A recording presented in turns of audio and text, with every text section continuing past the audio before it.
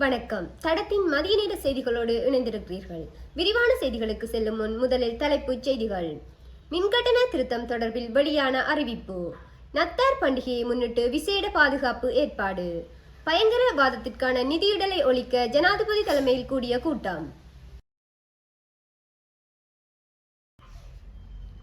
எதிர்வரும் நத்தார் பண்டிகையை முன்னிட்டு நாடளாவிய ரீதியிலுள்ள 2000க்கும் மேற்பட்ட தேவாலயங்களில் நத்தார் தினத்தன்று ஆராதனைகள் நடத்த திட்டமிடப்பட்டுள்ள நிலையில் இலங்கை முழுவதும் உள்ள அனைத்து தேவாலயங்களிலும் பாதுகாப்பு தொடர்பில் தேவையான ஏற்பாடுகளை மேற்கொள்ளுமாறு அனைத்து சிரேஷ்ட அதிகாரிகள் மற்றும் காவல்துறை நிலைய பொறுப்பாதிகாரிகளுக்கு பதில் காவல்துறை மா அதிபர் பணிப்புரை விடுத்துள்ளதாக காவல்துறை ஊடக பேச்சாளர் சிரேஷ்ட காவல்துறை அத்தியட்சர் புத்திக மெனதுங்க தெரிவித்துள்ளார்.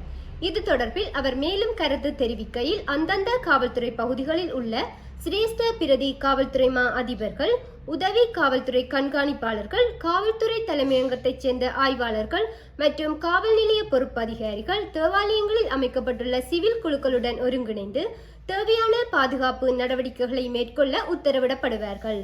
உரிய பாதுகாப்பு நடவடிக்கைகளை காவல்துறை விசேட அதிரடிப்படையினர் ஈடுபடுத்தப்பட உள்ளதாக தெரிவித்த பேச்சாளர், தேவைப்பட்டால் இராணுவத்துடன் அல்லது ஏனைய பாதுகாப்பு படையினரின் உதவியை காவல்துறைகள் நாடுவார்கள் என குறிப்பிட்டுள்ளார்.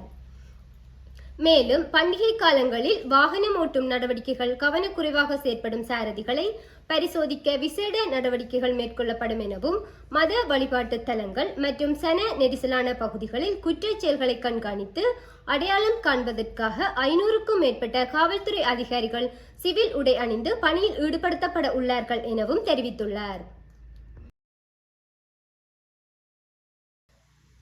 இலங்கையில் மின்கட்டண திருத்தம் குறித்து மின்சார சபை முன்மொழிவு மற்றும் கட்டண திருத்தம் சமர்ப்பித்துள்ள நிலையில் கடந்த 17ஆம் திகதி எழுத்துமூல கருத்துக்களை பெறும் நடவடிக்கைகள் ஆரம்பமானதுடன் எதிர்வரும் 27ஆம் திகதி பொதுமக்களின் கருத்துக்களை பெறுவதற்கான வாய்மூல அமர்வுகள் கண்டியில் ஆரம்பிக்கப்பட உள்ளதாக இலங்கை பொது பயன்பாட்டு ஆணைக்குழு அறிவித்துள்ளது.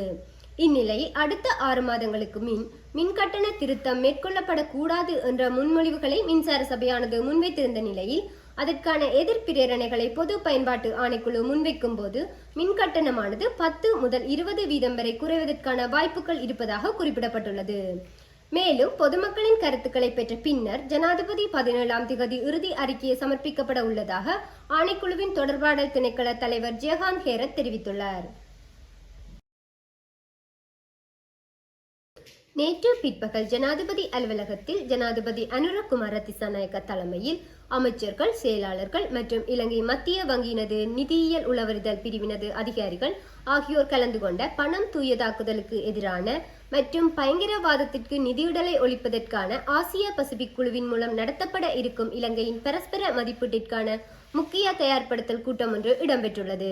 இக்கூட்டத்தில் அமைச்சுக்கள், ஒழுங்குமுறைப்படுத்தல் நிறுவனங்கள் மற்றும் சட்ட முறைக்கான முகவராண்மை நிறுவனங்கள் உள்ளிட்ட 24 நிறுவனங்களுக்கான வடிவமைக்கப்பட்ட அமைச்சரவை அங்கீகாரம் வழங்கப்பட்ட திட்டங்களை துரிதமாக நடைமுறைப்படுத்துவதன் அவசியத்தை நிதியியல் உளவறிதல் பிரிவு வலியுறுத்தியுள்ளது.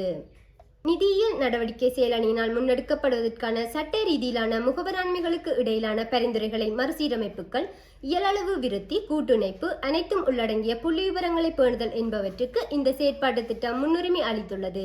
இதன்படி இத்திட்டங்களுடன் முழுமையாக இணக்கப்பாட்டினை உறுதி செய்வதற்கு பிரத்தியோகமான குழுக்களை நியமிக்குமாறும் அதன் முன்னேற்றத்தினை உன்னிப்பாக கண்காணிக்குமாறும் நிதியியல் உளவறிதல் பிரிவு பொறுப்புடைய அதிகாரிகள், அமைச்சர்கள், செயலாளர்கள் மற்றும் அதிகாரிகளுக்கு ஜனாதிபதி வலியுறுத்தியுள்ளார்.